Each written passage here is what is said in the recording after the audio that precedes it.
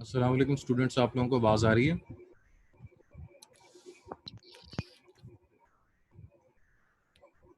अस्सलाम वालेकुम स्टूडेंट्स, आप लोगों को आवाज़ आ रही है?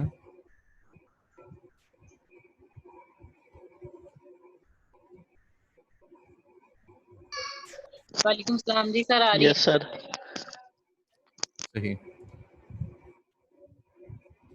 आपके साथ ग्रुप में मैंने स्लाइड शेयर कर दिया।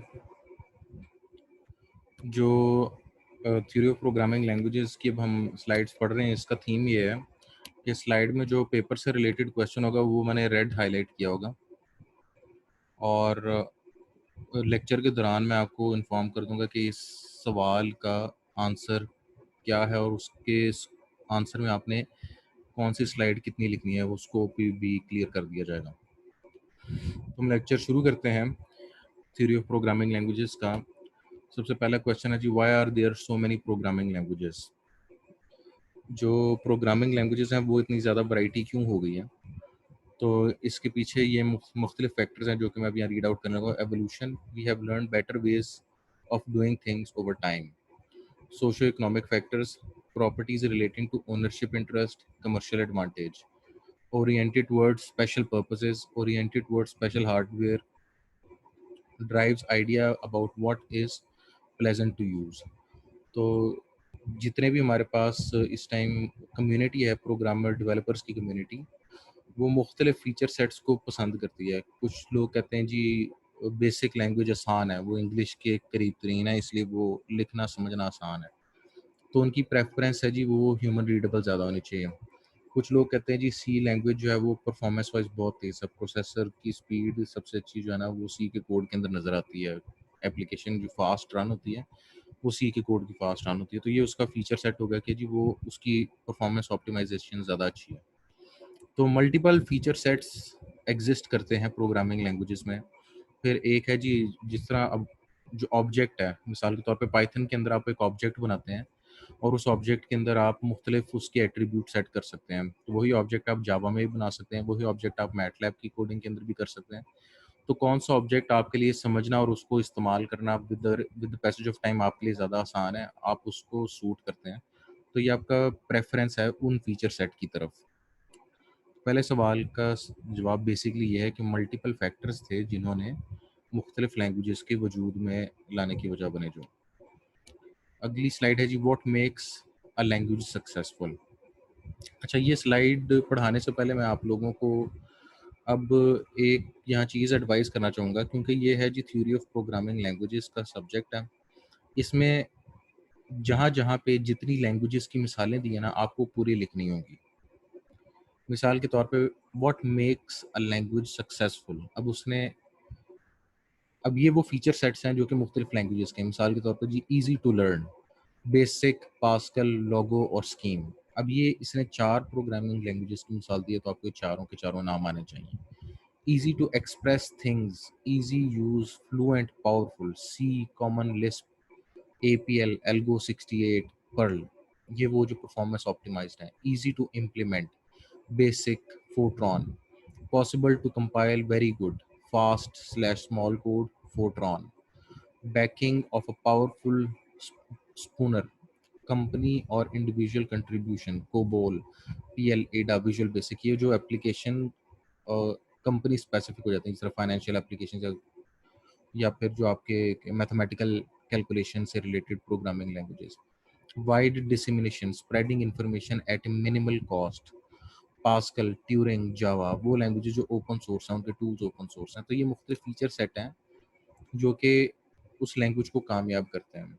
अच्छा, यहाँ पे एक और इंटरेस्टिंग पॉइंट भी है, वो मैं बोल रहा हूँ और अगर आप पेपर में लिखेंगे तो ये अच्छी बात होगी, नहीं लिखेंगे तो उससे नंबर कम नहीं होंगे, लेकिन आप लोगों को ये पता होना चाहिए। वो है क्या फीचर सेट, जो लैंग्वेज है ना उसके अंदर कम्युनिटी कंट्रीब्यूशन कितना है। जब भी कोई एक नई लैंग्वेज आती है ना, उसके अंदर बेसिक कंस्ट्रक्ट्स होते हैं, फॉर, वाइल, वेरिएबल्स, फंक्शंस। लेकिन जैसे जैसे लैंग्वेज मैच्योर होती है उसमें लाइब्रेरीज आना शुरू हो जाती हैं। जिस तरह जी ग्राफिक्स की लाइब्रेरी ये इस टीम ने बनाई है, ये जी मोबाइल एप्लीकेशन की लाइब्रेरी है इस टीम ने। वो उस छोटे छोटे मॉड्यूल्स को जोड़ जोड़ कर लाइब्रेरीज बनाना शुरू कर देते हैं, और आज के दौर में वो लैंग्वेजेस सबसे पावरफुल हैं जिसकी हिस्ट्री सबसे बड़ी है और उसके अंदर कंट्रीब्यूशन सबसे बड़ा है। जिसकी सबसे कॉमन मिसाल है हमारे पास जावास्क्रिप्ट, उसके बाद हमारे पास पाइथन और हमारे पास जावा लैंग्वेज। आपको कोई भी टूल डिज़ाइन करना हो, आपको कोई भी मिसाल के तौर पे आपको जो टास्क दिया गया है कि जी आप चार्ट प्लॉट करके दें थ्रू प्रोग्रामिंग लैंग्वेजेस, यानी आपने एक यूज़र से इनपुट लेना है, 5-6 वैल्यूज़ लेनी है और उसका आपने बार चार्ट बना के देना है। तो अब ये बार चार्ट आप खुद प्रोग्राम नहीं करेंगे कि जी अच्छा पहले मैं एक पावर पॉइंट क्रिएट करूँ और उसके अंदर मैं फिर वेक्टर डालूँ, ये आपको ज़रूरत नहीं है। इसकी बनी बनाई लाइब्रेरीज़ मौजूद होंगी। अब बहुत सारी लैंग्वेजेज़ हैं, लेकिन कामयाब वो होंगी जिस पे जितनी ज़्यादा कम्युनिटी लाइब्रेरीज़ मौजूद हैं। कमिंग बैक, जिस स्लाइड में जौन-जौन सी प्रोग्रामिंग लैंग्वेज का नाम बताया गया होगा, वो आपको याद करना होगा। अगला जो हमारा स्लाइड और क्वेश्चन है, why do we have programming languages? What is a language for? Programming languages की हमें ज़रूरत क्यों है और ये इनका मकसद क्या है? जो खुलासा इस स्लाइड का वो ये कि आप अपने ज़हन के अंदर जो आइडिया है, उसको ट्रांसलेट कर सकें एक एग्जीक्यूटेबल कोड में। इसकी मिसाल ऐसे है कि अगर आपके पास एक रोबोट होता या आपके पास एक गाड़ी है, तो आप उसको रास्ता बता दें कि आपने डेस्टिनेशन 1 से डेस्टिनेशन 2 तक जाना है और उसका रास्ता ये है कि पहले आपने 4 किलोमीटर सीधे जाना है, फिर लेफ्ट मुड़ना है, वहाँ से आपने 1 किलोमीटर जाना है, फिर आपने राइट मुड़ना है, फिर आपने वहाँ 2 किलोमीटर जाना है। यानी आपने कम्युनिकेट कर दिया और गाड़ी ने एग्जीक्यूशन कर दी। लेकिन कंप्यूटर साइंस के सिनेरियो में जो आप अब ज़ुबान बोलेंगे, जो आप अपने हाथ से टाइप करेंगे, वो भी एक लैंग्वेज है जो कंप्यूटर को एग्जीक्यूशन की तरफ या वो क्या एग्जीक्यूट करेगा ये बताएगी। Now the theory is way of thinking, way of expressing algorithms. जो आपने एक्सप्रेस करना है उसके लिए आपको जो लैंग्वेज प्रोवाइड की गई है, आप उसके अंदर अपने एल्गोरिदम या इमेजिनेशन को एक्सप्रेस कर सकते हैं। Languages from the users point of view, abstraction of virtual machine, way of specifying what you want the hardware to do without getting down to the bits, language for the languages from the implementer's point of view. To simplify, आप अपने आप को machine के low level code से भी बचा लेते हैं। आपको एक ऐसी लैंग्वेज प्रोवाइड कर दी जाती है जो आप अपने ख़यालात को उसमें ट्रांसलेट करके कंप्यूटर को समझा सकें। सो ये मकसद है कि हमें ज़रूरत क्यों है मुख्तलिफ प्रोग्रामिंग लैंग्वेजेस की। अगली स्लाइड है व्हाई स्टडी प्रोग्रामिंग लैंग्वेजेस। हमें ये प्रोग्रामिंग लैंग्वेजेस क्यों स्टडी करनी है? जिस तरह मैंने आपसे पिछली स्लाइड में कहा कि जितनी ज़्यादा प्रोग्रामिंग लैंग्वेजेस आपको स्लाइड्स पर नजर आएंगी उनको आपने ज़ुबानी याद रखना है ताकि मैं उसकी मिसाल दे सकूँ और वो मिसाल की बेस पे आप उन प्रोग्रामिंग लैंग्वेजेस को क्लासीफाई कर सकें। ये जो सब्जेक्ट है प्रोग्रामिंग लैंग्वेजेस का, बेसिकली ये आपके नॉलेज को एक्सपैंड करना चाहता है उन तमाम लैंग्वेजेस के बारे में जो कि मौजूद हैं आज की हिस्ट्री तक, आज के दिन तक, और किस लैंग्वेज के किस फीचर की बेस पे उसको एप्रिशिएट किया जाता है या इस्तेमाल किया जाता है। तो अब हम पहली चीज़ जो देखें कि हम प्रोग्रामिंग लैंग्वेजेस को क्यों स्टडी करें, तो हम इसलिए स्टडी करना चाहते हैं कि हमें उसका बेस्ट इम्प्लीमेंटेशन सिनेरियो समझ में आ जाए। मिसाल के तौर पे अगर हमने सिस्टम प्रोग्रामिंग करनी है और आपके पास ऑप्शन हो जी C versus Modula 3 versus C plus plus, तो इन तीनों में से मैं जो कोर सी है, सिंपल सी, उसको इस्तेमाल करने की कोशिश करूँगा क्योंकि वो जो सिस्टम प्रोग्रामिंग के अंदर सबसे लो लेवल है वो हमारे पास असेंबली और मशीन लैंग्वेज है, लेकिन उसके बाद जो एक ह्यूमन रीडेबल और लो लेवल के दरमियान की चीज़ है वो सी लैंग्वेज है। तो इन तीन में से मुझे डिसीजन करने में बेहतर ऑप्शन नज़र आएगी कि अच्छा सिस्टम प्रोग्रामिंग के लिए सी है, तो मुझे ये प्रोग्रामिंग लैंग्वेजेस का नॉलेज होना चाहिए। फोर्ट्रॉन, एपीएल और एडा में फॉर न्यूमेरिकल कंप्यूटेशन मुझे कौन सी चाहिए जी? मुझे फोर्ट्रॉन चाहिए। Ada versus Modula for embedded, Modula 2 मुझे एम्बेडेड सिस्टम के लिए चाहिए। Common Lisp Scheme ML for symbolic data manipulation जो मशीन लर्निंग या आर्टिफिशियल इंटेलिजेंस से रिलेटेड है, तो जी मुझे machine ML for symbolic data चाहिए जी। Java versus CORBA for network PC programming, तो जी मुझे कोरबा चाहिए नेटवर्क पीसी प्रोग्रामिंग के लिए। तो वो सिनेरियो फेवर करता है किसी एक स्पेसिफिक लैंग्वेज को, क्यों? क्योंकि उस लैंग्वेज में उसके फीचर सेट ज़्यादा अवेलेबल है। मिसाल के तौर पे अगर आपने नेटवर्क प्रोग्रामिंग करनी है और आपने पैकेट सेंड और रिसीव करना है और आपने प्रोटोकॉल सेलेक्ट करना है जी ये यूडीपी पे जा रहा है, टीसीपी पे जा रहा है, कि किस प्रोटोकॉल के ज़रिए मैं पैकेट सेंड और रिसीव करूँ और मुझे कम से कम कोड लिखना पड़े, तो शायद जावा में आपको ज़्यादा लंबा लेंथी कोड लिखना पड़ेगा, इम्प्लीमेंटेशन करनी पड़ेगी, और कोरबा में आपको कम कोड लिखना पड़ेगा इम्प्लीमेंटेशन के लिए, और वो हैवी लो लेवल होगा तो इसलिए उसका फ़ायदा ज़्यादा होगा। तो ये मुख्तलिफ फीचर सेट प्रोग्रामिंग, पहला स्टेप ये है कि प्रोग्रामिंग लैंग्वेजेस आपको ज़्यादा से ज़्यादा पता हो। दूसरा, उनसे रिलेटेड फीचर सेट ऐसा क्या है कि वो किसी एक सिनेरियो में ज़्यादा फ़ायदेमंद कोई एक ख़ास लैंग्वेज होती है। फिर दूसरा पॉइंट है, make it easier to learn new language, some languages are similar, easy to walk down family tree. अब मिसाल के तौर पे अगर हम बात करें जी सी प्लस प्लस की, तो ये सी से आई, और सी जो है वो असेंबली से आई। फिर सी प्लस प्लस से मुख्तलिफ लैंग्वेजेस ड्राइव हुई। इवन जो वीबी का बैकएंड है या जावा का बैकएंड है वो उधर से है जी, वहाँ से बुनियादी कॉन्सेप्ट जो जावा थी वो प्योर ऑब्जेक्ट ओरिएंटेड थी, उसका गिला था सी के साथ कि ये प्योर ऑब्जेक्ट ओरिएंटेड नहीं है। तो लेकिन फिर भी वो अपने बुनियादी कॉन्सेप्ट्स वहाँ से लेकर आते हैं। तो अगर आप कोई भी एक लैंग्वेज अच्छे तरीके से सीख लेंगे, उसका एडवांटेज आपको ये होगा कि आप 80% वो कॉन्सेप्ट समझ जाएंगे जो बाकी लैंग्वेजेस में इंप्लीमेंट होता है। वेरिएबल्स क्या है, लूप्स क्या है, फंक्शंस कैसे लगेंगे, फंक्शन क्लोजर, उसके बाद जी स्ट्रक्चर्स क्या होंगे, फिर object oriented inheritance, implementations, extensions. तो ये आपको कोई एक लैंग्वेज जब अच्छे तरीके से कॉन्सेप्ट आपके पास आ जाएंगे तो उससे आपके किसी और लैंग्वेज में ट्रांजिशन करना आसान है। अच्छा, अब इसका सब पॉइंट ये जी, concepts have even more similarity if you think in terms of iteration, recursion, abstraction. You will find it easier to understand the syntax and semantic detail of the new language. Think of an analogy to human languages. Good grasp of grammar makes it easier to pick up a new language. ये वही बात होगी कि जो आपके concepts आप एक language में सीखेंगे वो आप अगली लैंग्वेज में इस्तेमाल कर सकेंगे। इसके बाद है जी हमारे पास अगला पॉइंट के help you make better use of whatever language you use. किस तरह भला? Understand obscure not clear features in C, help you understand union, arrays, points, separate, compilation, catch and throw. In common list help you understand first class function closure. हाँ जी, जो feature set हैं वो features आपको वही पुराने वाली slide की continuation है कि ये आपको फीचर्स इंट्रोड्यूस करा देते हैं, और अब अगर आपको एक लैंग्वेज के अच्छे फीचर्स आ गए तो आप मुख्तलिफ लैंग्वेजेस में ट्रांजिशन कर सकते हैं। अच्छा जी, understand implementation cost, choose between alternative way of doing things based on knowledge of done what will be done underneath. Use simple arithmetic equations, use x steric x instead of x power 2.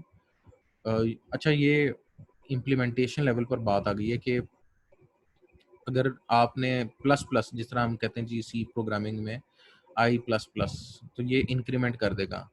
तो ये अब तो सारी languages support करती हैं, लेकिन जब ये सी ने इम्प्लीमेंट किया था तो ये उसने एक नया फीचर निकाला था कि जी I is equal to I plus one लिखने की बजाय आप आई प्लस प्लस कर दें। फिर उसने इफ एल्स को भी एक क्वेश्चन मार्क में कन्वर्ट कर दिया कि आप कंडीशन लिखें, क्वेश्चन मार्क लिखें, ट्रू वाली कंडीशन का वैल्यू लिख दें कॉलन, और फॉल्स वाली कंडीशन की वैल्यू लिख दें। उसने इफ एल्स को भी एक सेंटेंस में कन्वर्ट कर दिया। तो ये जो लैंग्वेजेस हैं ये मुख्तलिफ इम्प्लीमेंटेशन के फीचर्स इंट्रोड्यूस कराते हैं based on the community requirements या कम्युनिटी प्रपोजल, और फिर जब इम्प्लीमेंट होते हैं तो वो तमाम लैंग्वेजेस आहिस्ता आहिस्ता उस फीचर को, क्योंकि अगर वो एक में इम्प्लीमेंट हो गया और उसके अंदर उसकी इफादियत आई है, बाकी सारी लैंग्वेजेस भी उन फीचर्स को इम्प्लीमेंट करके उससे फ़ायदा उठाएंगे। फिर जी, figure out how to do things in a language that do not support them explicitly. हाँ जी, ये भी एक इंटरेस्टिंग बात है कि मिसाल के तौर पे अगर आपको एक ऐसा फंक्शन नज़र आया कि जी ये सिर्फ एक लाइन लिखते हैं और वो सारे स्मॉल लेटर्स को कैपिटल लेटर में कन्वर्ट कर देता है। अगर आपके पास एक स्ट्रिंग है जिसमें आपने अपना नाम लिखा है, लेट्स सपोज मैंने लिखा मोहम्मद मुराद खान, और वो सारे स्मॉल में था, तो लैंग्वेज ये फीचर सपोर्ट करती है कि मैं किसी एक ऑपरेटर के ज़रिए, मैं लेट्स सपोज जो एक्सक्लेमेशन मार्क डाल के वो स्ट्रिंग का वेरिएबल का नाम लिखूंगा ना, तो वो ऑटोमेटिकली उसको अपर केस में कन्वर्ट कर देगा। तो ये एक फीचर अवेलेबल है एक लैंग्वेज में, ये दूसरी में अवेलेबल नहीं है, लेकिन मुझे मकसद समझ में आ गया कि इस लैंग्वेज में ये फीचर करता क्या था। ये जो एक्सक्लेमेशन मार्क है ये एक लैंग्वेज में है, वो सारे स्मॉल कैरेक्टर्स को कैपिटल कैरेक्टर्स में कन्वर्ट कर देता है। तो अब मुझे उसका फंक्शन समझ में आ गया है, तो मैं वो दूसरी लैंग्वेज में इम्प्लीमेंट भी कर सकता हूँ किसी और तरीके से। तो ये भी हमें हेल्प आउट करेगा प्रोग्रामिंग लैंग्वेजेस पढ़ने में कि हम कौन कौन से फीचर एक लैंग्वेज में जो मौजूद हैं वो किस तरह कैरी कर सकते हैं दूसरी लैंग्वेज में। आगे आता है जी, figure out how to do things in language that do not support. यही पुराने वाले की ही कंटिन्यूशन है। अब इसके सब पॉइंट्स हम पढ़ लेते हैं। Lack of suitable control structure in Fortran, use the commands and program discipline for control structure, lack of recursion in Fortran, simply write a recursion algorithm, then ये अब Fortran में recursion नहीं थी तो उसका उसने कोई तरीका निकाला recursion करने का। lack of name constructs constants in enumeration in Fortran, use variable that, ये सारे वो फीचर्स बताए गए हैं जो कि बाकी लैंग्वेजेस में थे, Fortran में नहीं थे। अब आपका यहाँ पे क्वेश्चन बनना चाहिए कि सर ये अगर सवाल आता है पेपर में, वहाँ वाई स्टडी प्रोग्रामिंग लैंग्वेजेस, तो क्या इसमें सारे पॉइंट्स लिखने हैं? आप ये मेन बुलेट्स लिख सकते हैं। Help you choose a language, उसके बाद अगला पॉइंट है make it easier to learn new language, some languages are similar, easy to walk down. और उसके बाद तीसरा जी, help you make better use of whatever language you use. ये 3 पॉइंट्स आप लिख देंगे तो आपका अगर शॉर्ट क्वेश्चन आएगा तो आपको नंबर पूरे मिल जाएंगे। ये जो सब पॉइंट्स हम लिखने की जरूरत नहीं है। जो आज की स्लाइड का आखिरी टॉपिक हम डिस्कस करें हैं वो है इम्पेरेटिव वर्सेस डिस्क्रिप्टिव लैंग्वेजेस। जो आपके साथ पहले स्लाइड शेयर की गई थी उसमें इम्पेरेटिव और डिस्क्रिप्टिव को हमने नहीं था स्टडी किया, हमने बाकी और फीचर स्टडी किए थे, हाई लेवल, लो लेवल और इस तरह की चीज़ें। अब इम्पेरेटिव और डिक्लेरेटिव के अंदर फ़र्क क्या है, इसको समझाने से पहले मैं आपको एक मिसाल देना चाहूँगा। अब ये हमारे सामने ना 2 लैंग्वेजेस का कोड लिखा हुआ है। हमारे पास एक सी प्लस प्लस का कोड लिखा हुआ है और हमारे पास एक जावा का कोड लिखा हुआ है। कोड बहुत सिंपल है। इस टाइम आपको मैं कोड ना मेरा समझाने का मकसद है, अगर मैं एक्सप्लेन करूँ आपको समझ आए तो वेल एंड गुड, नहीं भी आता तो आपको उसका जो एसेंस है कि इसके अंदर फ़र्क क्या है वो समझ आ जाना चाहिए। जो हमारे पास सी प्लस प्लस का कोड है उसमें हमारे पास एक वेरिएबल था एरे के नाम से, उसके अंदर मैंने 1 2 3 4 5 स्टोर करा दिया। अब मैंने आउटपुट ये करना था कि मैंने इन सारों को ना 2 से मल्टीप्लाई करके आउटपुट करना है। तो सी प्लस प्लस में मैंने क्या किया, मैंने फॉर लूप लगाया, मैंने फिर उसके अंदर आइट्रेटर लगाया। मैंने कहा क्योंकि अब ये 5 वैल्यूज़ हैं तो मुझे 0 से 4 तक जाना है और मुझे प्लस प्लस करना है और फिर मुझे एक एक एरे की वैल्यू पे जाना है, इसलिए मैंने उसका यहाँ पे इंडेक्स डाला है। एक एक वैल्यू पे जाके मैं उसको 2 से मल्टीप्लाई करूँगा। जब ये सी टी आर की वैल्यू 0 होगी तो मैं 1 पे होऊंगा, उसको मैं 2 से मल्टीप्लाई करूँगा। जब सी टी आर की वैल्यू 1 होगी तो मैं ये 2 पे आ जाऊँगा, 2 2 ज़ार 4 हो जाएगा। जब 3 पे आऊँगा तो ये इस तरह मेरे पास एक एक वैल्यू को विजिट करके ये उसको मल्टीप्लाई बाय 2 करेगा और उसके बाद मैं उसको आउटपुट कर दूंगा अपने टर्मिनल पे। तो मेरे पास ये आउटपुट आ गया 2 6 ना 4 6 8 10, जब उसने एक एक विजिट वैल्यू को विजिट करके 2 से मल्टीप्लाई किया। ठीक है, लेकिन अगर हम जावा के सिनेरियो में आए, जावास्क्रिप्ट के सिनेरियो में आए, ये सब कुछ हम जावास्क्रिप्ट में भी कर सकते हैं। लेकिन जावास्क्रिप्ट के अंदर हमें एक फीचर अवेलेबल है कि हम एरे के अंदर फंक्शन मैपिंग कर सकते हैं। अब हुआ क्या कि हमारे पास यहाँ पे भी एरे है, let value is equal to 1 2 3 4 5। ये मैंने एरे बना दिया 5 वैल्यूज का। अब इस वेरिएबल के अंदर एक फीचर ऐड हुआ है जिसको हम कहते हैं मैप। और मैप का काम ये है कि अब इस मैप के अंदर ना मैं कोई भी फंक्शन लिखूंगा, वो फंक्शन एक एक वैल्यू पे जाके खुद एग्जीक्यूट हो जाएगा। तो मैंने फंक्शन का लिखा, function value is equal to function value return value asterisk two, कि इस वैल्यू के अंदर जो एक एक वैल्यू है उस पर ये एग्जीक्यूट करो। और मैंने सिंपली console डॉट लो कर दिया और मेन कर दिया। जब मैं रन करूंगा तो ये यही काम करेगा, 2 4 6 8 10 प्रिंट करेगा। अब जावा के अंदर उसने इस सारे काम को कि फॉर लूप, उसके बाद हमारे पास जो इंडेक्स वेरिएबल है सी टी आर, पहले फॉर लूप डिक्लेयर करना, फिर सी टी आर का इंडेक्स वेरिएबल डिक्लेयर करना, फिर एक एक वैल्यू पे जाके उसको मल्टीप्लाई करना, फिर एक एक वैल्यू पे जाके उसको डिस्प्ले करना, इस सारे को मैंने एक वैल्यू या एक लाइन के अंदर डिक्लेयर कर दिया। डेक्लेरेटिव लैंग्वेजेस वो होती हैं जो कॉन्सेप्ट की इम्प्लीमेंटेशन टू द पॉइंट एक लाइन में कर दें। यहाँ पे आपका पर्पस क्या था, आपका कॉन्सेप्ट क्या था कि मैंने हर वैल्यू को 2 से मल्टीप्लाई करना है। उसकी टू द पॉइंट इम्प्लीमेंटेशन जावा के जरिए, जावास्क्रिप्ट के जरिए मैं मैपिंग के थ्रू कर सकता हूँ। ये हम कहते हैं डेक्लेरेटिव। ये डेक्लेरेटिव है, टू द पॉइंट है। इसके मुकाबले में जो इम्पेरेटिव है, इम्पेरेटिव ये कहता है कि जो हमारा मकसद है वो एक बड़ा मकसद है, लेकिन उस बड़े मकसद तक पहुंचने के लिए या उसको पूरा करने के लिए हमें उसके लिए छोटे छोटे छोटे छोटे स्टेप्स लेने होंगे। तो वो सारे के सारे स्टेप्स आप एग्जीक्यूट कराओगे, उसके बाद आपको बड़ा ऑब्जेक्टिव अचीव होगा। तो काम दोनों ने सेम करना है, लेकिन इम्पेरेटिव के अंदर आपको उसी टास्क के लिए ज़्यादा डिस्क्रिप्शन या ज़्यादा कोड लिखना पड़ेगा। डेक्लेरेटिव के अंदर आपको उसी टास्क को कंप्लीट करने के लिए कम कोड लिखना पड़ेगा। तो हम वापस आते हैं पिछली स्लाइड में। इम्पेरेटिव जो लैंग्वेजेस हैं जिसके अंदर हमें एक एक लाइन लिखनी पड़ेगी अपने मकसद को पहुंचने तक, जिसमें ज़्यादा हमें सोर्स कोड लिखना पड़ेगा, वो फोर्ट्रॉन, पास्कल, बेसिक, सी, फिर ऑब्जेक्ट ओरिएंटेड में जी Smalltalk, FL, C plus plus, scripting language में पर्ल, पाइथन, जावास्क्रिप्ट, पीएचपी। लेकिन जो डेक्लेरेटिव है कि जी इसमें एक ज़्यादा चांस है कि एक ही लाइन एग्जीक्यूट करने से सारा काम पूरा हो जाएगा। फंक्शनल प्रोग्रामिंग में scheme, ML, pure, Lisp, FP, और लॉजिक और कांस्टेंट बेस में प्रोलॉग, विजकैल और आरपीजी लैंग्वेजेस हैं। आपको लैंग्वेजेस के नाम ज़रूर याद होने चाहिए और जिस जगह पे उनको मिसाल के तौर पे दिया गया है, ये एक बड़ी अहम चीज़ है, अहम बात है, ये भी आपको पता होना चाहिए। यहाँ पे हमारा लेक्चर कंप्लीट हो गया है। इंशाल्लाह हम कल जो है वो कंपाइलर इंटरप्रेटर को इन डेप्थ पढ़ेंगे। ये जो स्लाइड 1 है ये मैंने आपके साथ ग्रुप में शेयर कर दिया है। मीनवाइल 31 अगस्त तक आपके वीडियो लेक्चर्स की हमें कहा गया कि 31 तक कंप्लीट करें। मैं इंशाल्लाह कोशिश करूँगा कि मैं आपके तकरीबन 20 या 25 लेक्चर मैक्सिमम लूँगा, जिसके अंदर मैं आपको ये सारा रीडिंग मटेरियल दे दूँगा। तो आप लोगों का कोई क्वेश्चन है तो पूछ लें।